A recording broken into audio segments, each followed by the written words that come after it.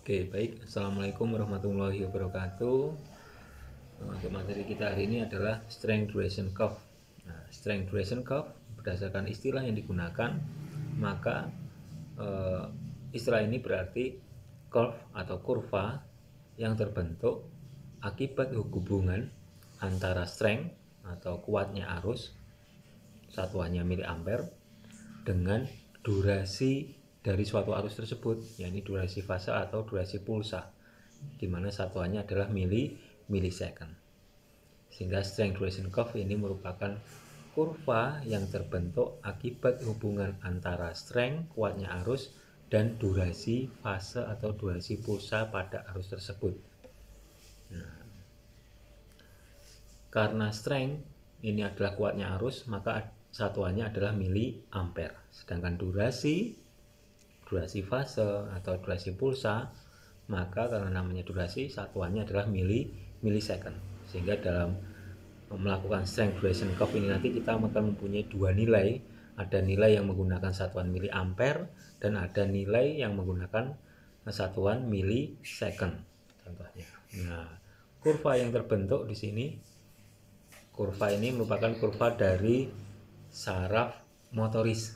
Nah, kurva yang terbentuk dari eksitabilitas dari saraf motoris, bukan sensoris ya. Nah, oke, selanjutnya kita lanjutkan aja. Strength duration curve, the strength, amplitude, and time duration of current determine tissue excitability. Nah, kuatnya arus atau amplitudo atau intensitas dan durasi fase atau durasi pulsa di sini, karena arusnya searah atau monofasik, ini akan dapat digunakan untuk menentukan tingkat dari eksitabilitas suatu jaringan, tingkat rangsang dari suatu jaringan. Jaringan apa yang dimaksud di sini? Ini adalah jaringan saraf motoris. Jaringan saraf motoris. This is the law of excitation. The strength duration curve demonstrate the inverse relationship between these two variables. Nah, kurva yang terbentuk akibat hubungan antara amplitudo atau strength dan durasi ini kurva ini merupakan hubungan terbalik antara amplitudo dan durasi. Inverse relationship between these two variable, adanya hubungan yang berbalik antara intensitas, amplitudo, dan durasi. Di mana ketika intensitas yang digunakannya adalah minimal, maka untuk menstimulasi serabu saraf motoris diperlukan durasi pulsa yang panjang. Nah, sebaliknya, ketika yang digunakan intensitasnya adalah maksimal atau lebih tinggi lagi, intensitasnya lebih tinggi lagi, maka diperlukan durasi yang cukup pendek untuk menstimulasi serabu saraf motorisnya. Nah, mempunyai hubungan terbalik ini ya. Kemudian, as phase duration increases, less peak amplitude is required to achieve the desired physiological response. Nah, tadi sudah ya bahwa untuk menstimulasi atau mendapatkan respon dari saraf motoris, maka ada dua perbandingan terbalik antara amplitudo dan durasi. Ketika amplitudo yang digunakannya minimal, maka dibutuhkan durasi yang panjang. Ketika amplitudo atau intensitas arus yang digunakan tinggi, maka durasi pulsanya pendek, lebih singkat. Nah, sebagaimana kita juga sudah mempelajari sebelumnya bahwa setiap jaringan, contohnya setiap jaringan saraf, ini mempunyai kurvanya masing-masing. Nah, kurva-kurva ini terbentuk akibat hubungan antara strength, kuatnya arus, dengan durasi fase atau durasi pulsa.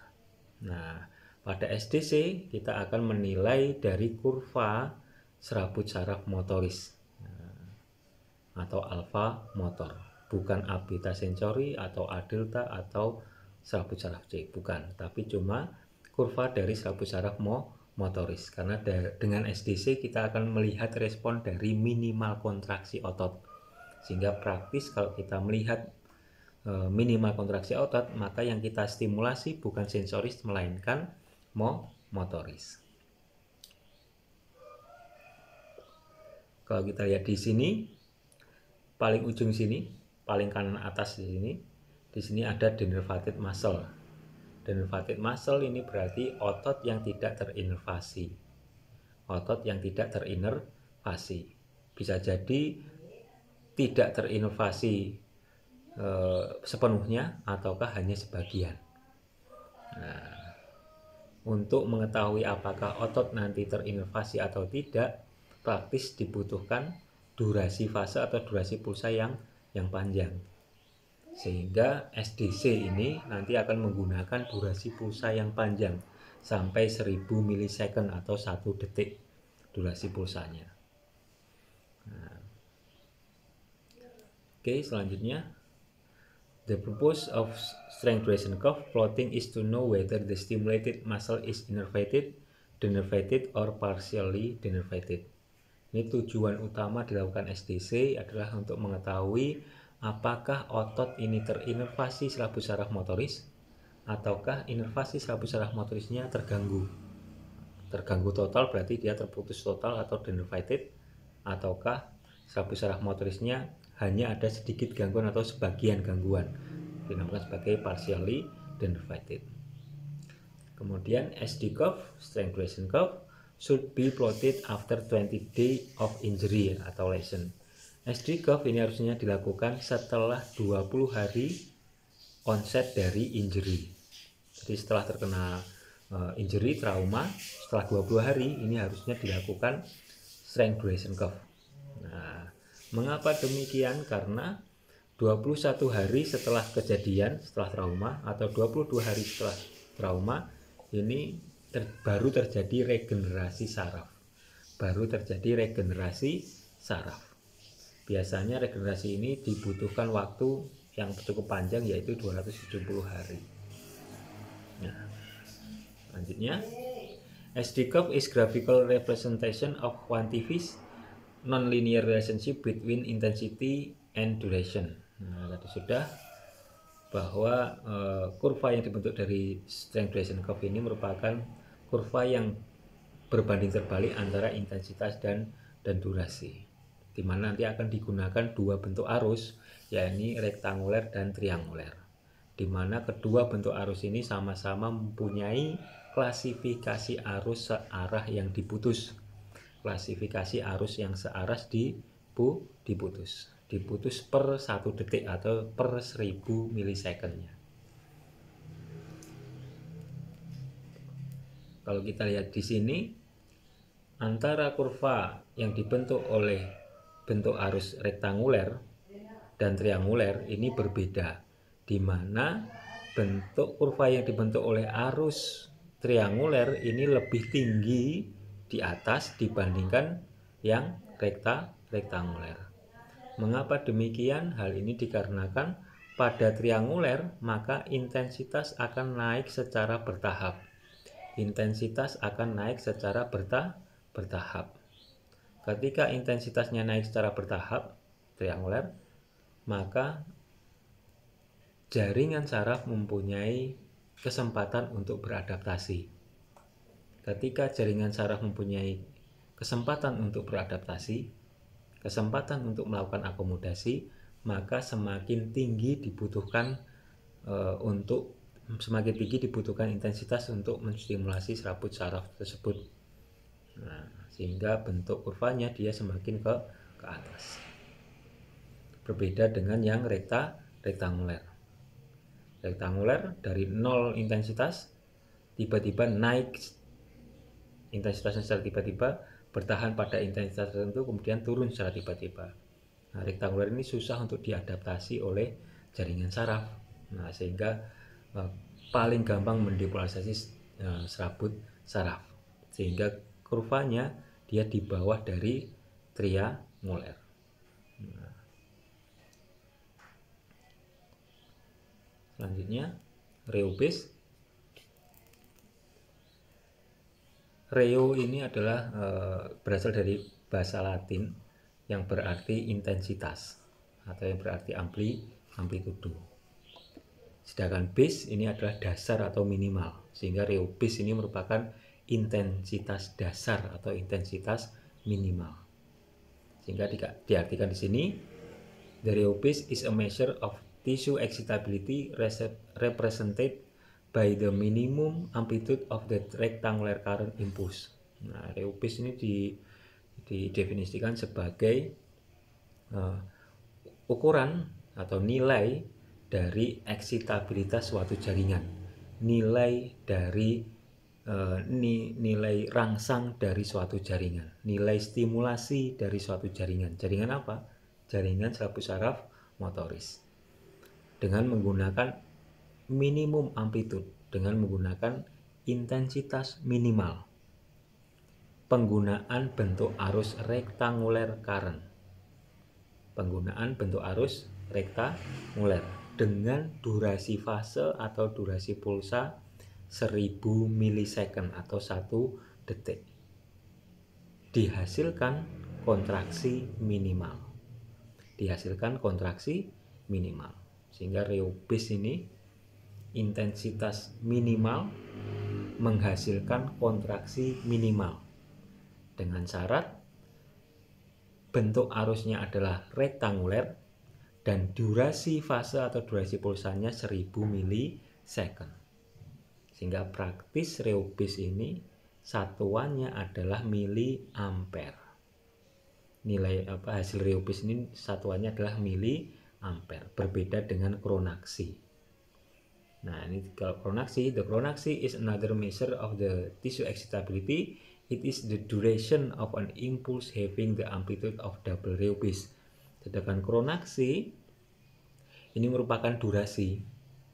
Kron itu waktu, aksi itu tengah, waktu tengah. Sehingga kalau waktu itu satuannya bukan miliampere, pasti satuannya adalah apakah mikrosecond, apakah milisecond, ataukah second.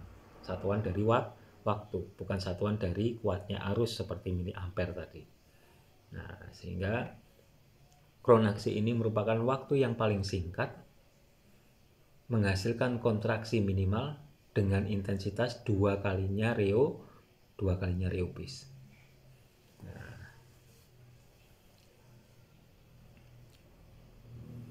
Oke, saya jelaskan dengan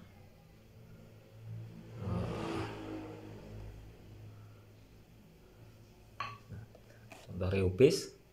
Jadi SDC, Strength Duration Curve, ini merupakan kurva yang dihasilkan dari hubungan antara amplitudo atau intensitas kuatnya arus dengan durasi fase atau durasi pulsa. Bentuk arus yang digunakan nanti adalah rektanguler dan trianguler. Oke, pertama kita akan mencari Rheopis. Rheopis. Nah, Rheo ini merupakan intensitas, bis ini merupakan dasar atau minimal. Sehingga satuannya pasti miliampere atau ampere atau volt. Bukan milisecond, bukan waktu satuannya, tapi kuatnya arus ampere, miliampere. Nah, untuk mencari Rheopis, maka praktis kita setting pada alat elektroterapi, yakni pertama bentuk arusnya adalah rektanguler. Kemudian klasifikasi arusnya searah yang terputus atau IDC, searah yang terputus atau IDC atau pulse current, di mana durasi pulsa atau durasi fasenya sekitar 1000 milisecond atau 1 detik, 1 second. Sehingga untuk mencari Rheopis, satuannya nanti nilainya adalah miliampere, kita gunakan bentuk arus rektanguler. Klasifikasi arusnya IDC, Interrupted Direct Current, arus searah yang diputus tiap 1000 milisecond. Ini durasi fasenya atau durasi pulsanya atau 1 detik.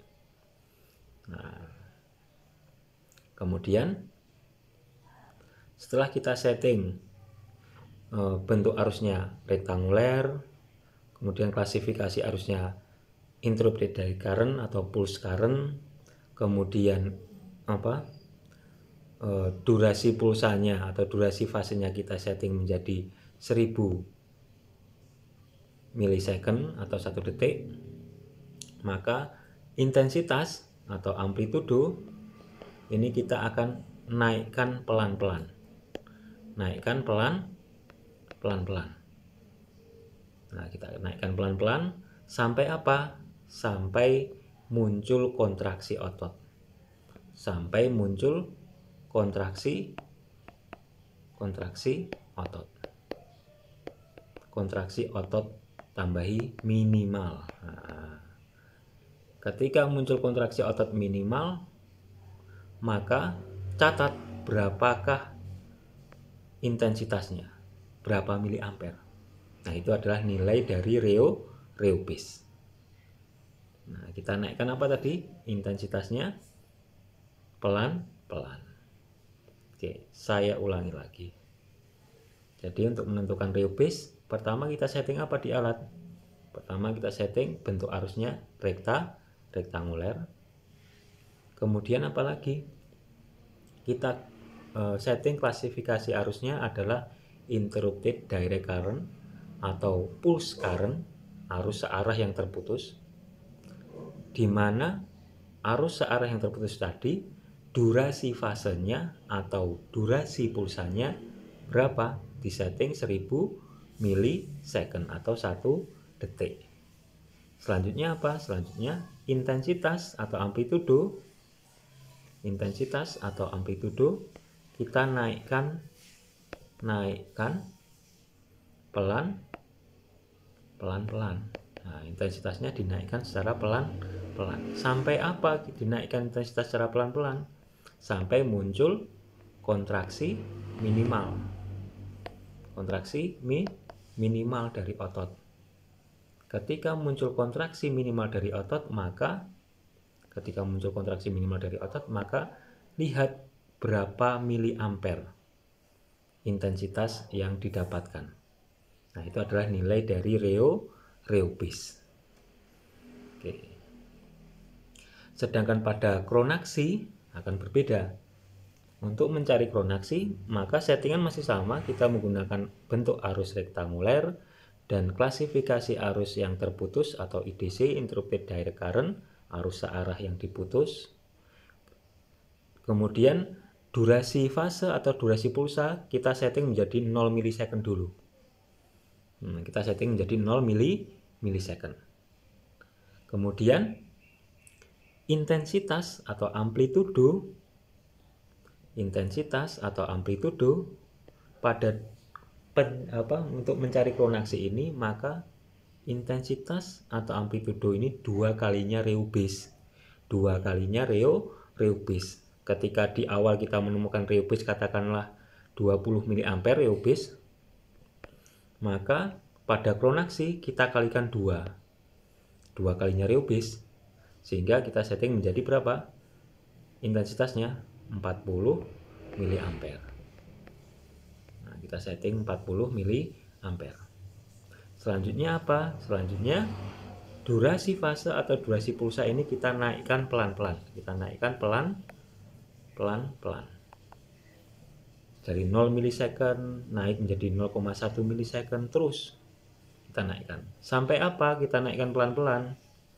Sama, sampai muncul kontraksi minimal. Kontraksi minimal. Sampai muncul kontraksi minimal. Ketika muncul kontraksi minimal, maka kita lihat berapa milisecond munculnya kontraksi minimal. Satuannya milisecond. Ini adalah untuk mencari kronaksi. Nah,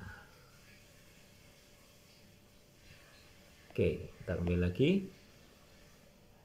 Sehingga antara reubis dan kronaksi ini berbeda ya. Nah, jangan sampai terbalik. Kemudian kronaksi, a simple method of discriminating between innervated and denervated muscle.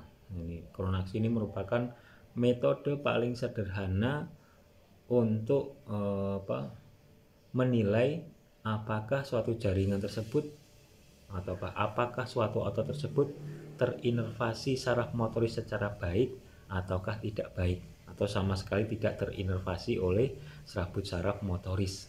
Nah, ini cara metode yang paling simpel. Nah, kemudian nilai dari kronaksi, namanya kronaksi berarti satuannya apa tadi? Milisecond. Nilai dari kronaksi setiap modalitas atau alat elektroterapi akan berbeda-beda. Ketika output dari elektroterapi ini adalah constant current, maka nilai kronaksi normal adalah di bawah 1 milisecond. Sedangkan ketika output elektroterapi yang kita gunakan adalah constant voltage, maka nilai kronaksi normal adalah di bawah 0,1 milisecond. Nah, sehingga bukan nilai kronaksi normal ini bukan 0,1 sampai 1 milisecond ya. Nah, salah itu ya. Jadi nilai kronaksi normal adalah ketika kita menggunakan output elektroterapi constant current, maka nilai kronaksi normal adalah di bawah 1 milisecond, dan ketika kita menggunakan output elektroterapi constant voltage, maka nilai kronaksi normal adalah di bawah 0,1 milisecond. Nah, ini sehingga nanti ketika melakukan SDC dengan elektroterapi, maka lihat ini output dari elektroterapi yang saya gunakan ini constant current ataukah constant voltage, karena nilainya akan berbeda, nilai normalnya akan berbeda. Nah, ini contoh dari nilai kronaksi pada otot-otot yang berbeda pada tiap otot. Misal otot deltoid, maka pada output elektrode constant voltage nilainya seperti ini, pada output constant current nilainya seperti ini. Nah, setiap otot mempunyai nilai kronaksinya yang berbeda-beda. Nah, mempunyai nilai kronaksinya masing-masing gitu ya, setiap otot, sehingga akan lebih mudah lagi ketika kita menilai suatu kronaksi dari otot, maka kita bandingkan saja dengan sisi yang sehat. Misal ada sisi yang lesi, yang kita curigai lesi, ada gangguan pada saraf motorisnya, misal kita mencurigai ada gangguan saraf motorisnya sehingga kontraksi ototnya menjadi melemah, maka nilai kronaksi ini kita bisa bandingkan antara sisi yang lesi dengan sisi yang sehat. Nah, ini akan lebih mudah untuk memahami seperti apa situasi dari keadaan pasien kita. Kemudian times util. This is the minimum time needed for rectangular pulse to produce a just perceptible contraction at a current amplitude equal to rho base. Nah, ini times util ini juga merupakan penilaian dari eksitabilitas suatu jaringan saraf motoris. Walaupun times util ini jarang sekali digunakan sebagai patokan, dan nilai normalnya adalah 10 mikrosecond. Times util ini merupakan durasi paling minimal pada rho base. Nah, ini sebagai times util. Kemudian accommodation threshold. Kalau rho base dan kronaksi tadi kita menggunakan bentuk arus rektanguler, pada accommodation threshold ini kita gunakan bentuk arus trianguler. Nah, di mana accommodation threshold ini, this is the current amplitude that a triangular pulse of infinite duration must have in order to produce a just perceptible contraction.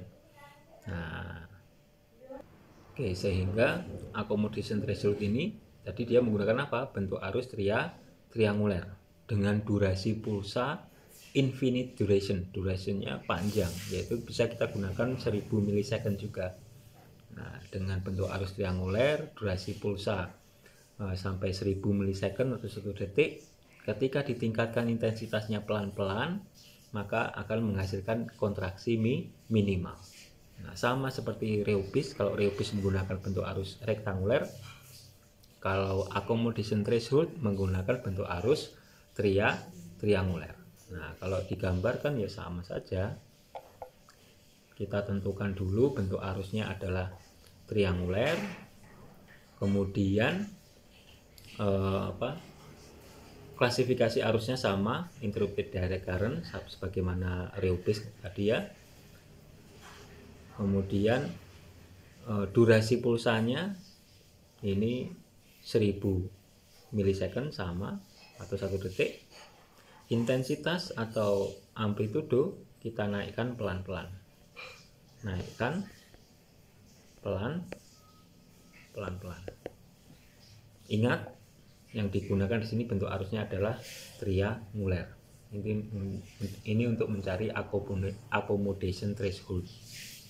Nah, ketika intensitas kita naikkan pelan-pelan, maka lihat sampai munculnya kontraksi minimal.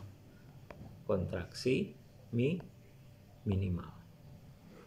Ketika muncul kontraksi minimal, maka kita lihat berapa miliampere. Nah, ini pada arus apa? Berbentuk triangular. Ini accommodation threshold. Sama seperti reubis. Kalau reubis kita menggunakan bentuk arus rektangular.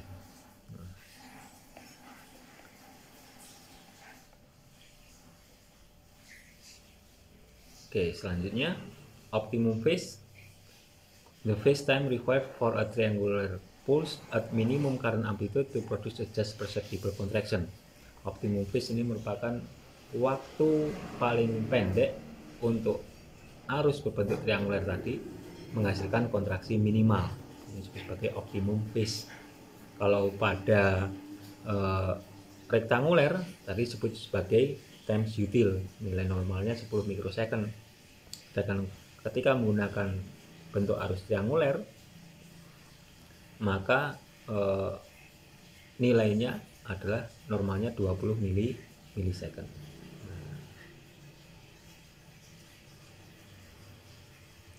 Jarang menggunakan time util atau optimum phase untuk menentukan denervasi saraf motoris, itu jarang. Yang sering digunakan adalah nilai kronaksi dan nilai dari accommodation quotient.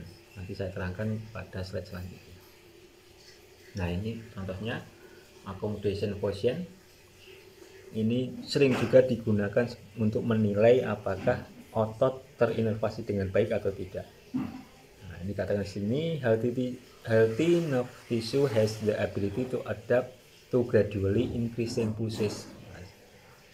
Jaringan saraf yang sehat ini mempunyai kemampuan untuk beradaptasi ketika ditingkatkan intensitasnya secara pelan-pelan.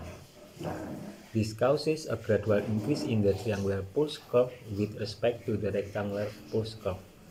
Nah, karena bentuk arus trianguler ini dia naiknya intensitas secara pelan-pelan, sehingga jaringan saraf mempunyai kesempatan untuk beradaptasi, sehingga nilai dari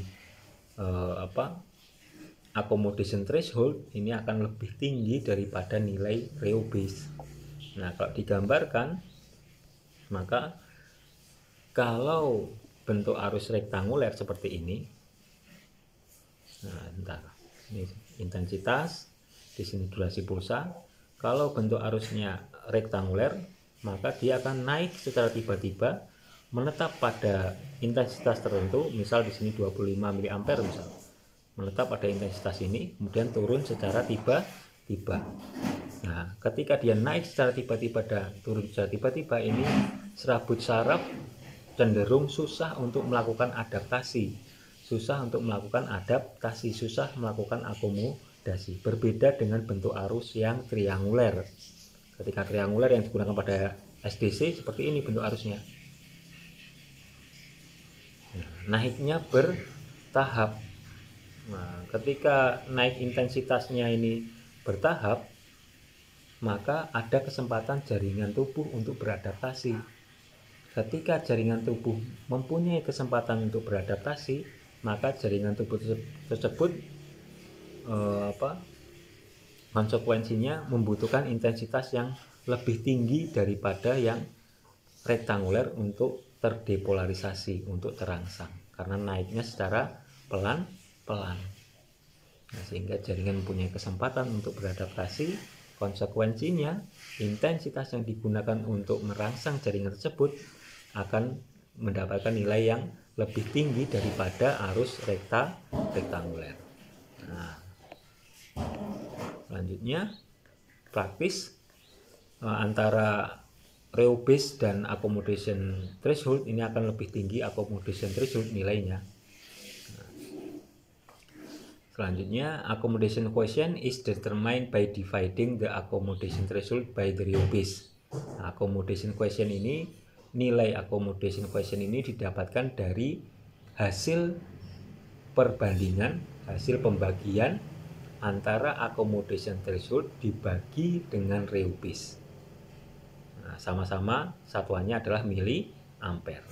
Nah, accommodation quotient ini, nilai accommodation quotient ini merupakan hasil bagi dari nilai accommodation threshold dibagi dengan real base, di mana untuk jaringan saraf yang sehat nilainya antara 2 sampai 6. Hasil banding tadi, hasil bagi tadi nilainya 2 sampai 6. Ada yang mengatakan 3 sampai 6. Nah, ketika nilainya kurang dari nilai 2, maka diindikasikan sebagai degenerasi saraf. Ketika nilainya lebih dari 6, maka dikatakan sebagai neurogenic dystonia atau spastisitas. Ada ketegangan dari tonus otot.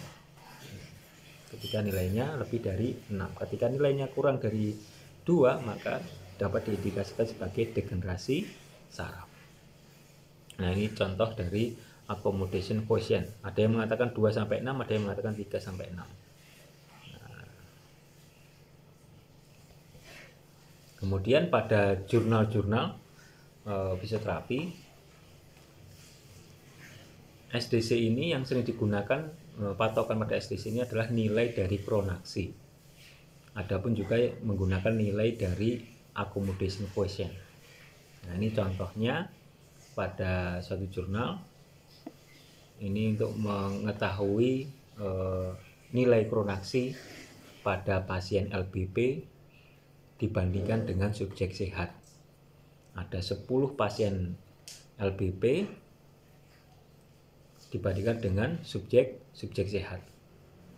Nah, ini karakteristik dari pasien yang LBP, subject with low back pain and radiculopathy. Ada nyeri punggung bawah disertai nyeri menjalar.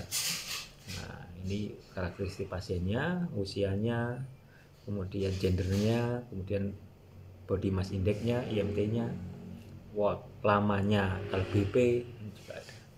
Sedangkan AHS ini adalah karakteristik dari subjek sehat. Nah, ternyata didapatkan perbedaan nilai dari pronaksinya. Ini TPA ini tibialis anterior, PER ini adalah peroneus muscle. Nah, pada pasien yang LBP ini nilai pronaksinya tibialis anterior ataupun nilai pronaksi pada peroneus muscle ini cenderung panjang dibandingkan yang subjek sehat. Cenderung sedikit ini nilai pronaksinya. Lebih lama nilai pronaksi pada pasien LBP. Nah, dan nilainya sangat signifikan perbedaannya. Nah, sehingga pasien LBP dengan nyeri menjalar dengan radikulopati ini, walaupun pasien tersebut datang ke tempat fisioterapi mengeluhkan nyeri yang menjalar dan nyeri pada punggungnya, ternyata ketika dilakukan tes uji dengan SDC, strength duration curve, ini ternyata didapatkan nilai pronaksinya tidak normal. Nah, nilai pronaksinya lebih panjang daripada subjek sehat, sehingga ada indikasi terjadinya gangguan pada inervasi saraf motorisnya. Indikasi terjadi gangguan pada saraf motorisnya. Jika ini dibiarkan terus-menerus, maka bisa jadi gangguan pada motorisnya akan semakin buruk. Nah, ini jarang diantisipasi oleh fisioterapi karena pasien LBP dengan nyeri menjalar hanya mengeluhkan nyerinya, sehingga pada umumnya akan dilakukan terapi berdasarkan keluhan. Kalau keluhannya nyeri, ya diturunkan nyerinya. Nah, padahal pada pasien LBP sering didapatkan nilai pronaksinya lebih lama dibandingkan nilai kronaksi pada subjek sehat, di mana ini merupakan indikasi terjadinya gangguan dari saraf motoris. Kemudian ini contoh pada facial nerve injury. Ini facial nerve injury setelah yang dilakukan katakanlah melihat nilai dari simetris wajah seperti Eucrovis, tapi juga dilakukan SDC seperti ini. Nah, ini pemeriksaan SDC pada minggu pertama, awal pemeriksaan, kemudian setelah minggu pertama terapi, minggu kelima, ini ada perbedaan dari kurva dari strength duration curve ini. Nah, di mana pada awal pemeriksaan seperti ini kurvanya. Setelah 1 minggu terapi, kurvanya menjadi mendekati nilai normal, menuju ke kiri bawah. Minggu kelima dia semakin mendekati lagi, sehingga pada minggu ke-6 setelah terapi dia semakin mendekati normal. Dengan ditunjukkannya kurva bergeser menuju ke kiri bawah. Nah, sehingga dengan strength duration curve ini kita bisa melihat apakah kerusakan saraf motorisnya ini sedang terjadi degenerasi. Kalau degenerasi berarti kurvanya semakin menjauh ke atas, ke kanan atas. Ini berarti sedang terjadi degenerasi. Ketika kurvanya semakin mendekat ke kiri bawah, semakin mendekat ke kiri bawah, maka saraf sedang terjadi regenerasi. Sehingga antara saraf yang sedang degenerasi dan saraf yang sedang regenerasi pasti bentuk intervensi fisioterapinya akan berbeda. Nah, sehingga dengan SDC ini kita tidak hanya bisa mengindikasikan adanya kerusakan saraf motorisnya, tapi kita bisa mengetahui pula apakah kerusakan saraf motoris ini sedang terjadi degenerasi, ditunjukkan dengan kurvanya semakin menjauh ke kanan atas, ataukah kerusakan pada saraf motoris ini sedang terjadi regenerasi, di mana ditunjukkan dengan kurvanya semakin menuju ke kiri bawah. Kemudian pada jurnal lain, ini jurnal fisioterapi juga, nilai Reupis dan Kronaksi ini digunakan juga pada pasien-pasien gangguan sistem saraf pusat. Walaupun tidak pas harusnya ya, tidak sesuai, karena SDC ini digunakan hanya untuk gangguan sistem saraf tepi. Tapi ketika digunakan pada gangguan sistem saraf pusat, ini dihasilkan juga ada hasil yang berbeda antara sisi yang sehat dan sisi yang spastis.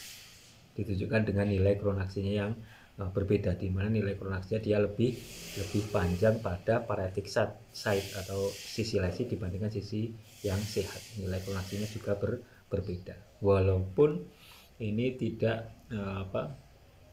sesuai.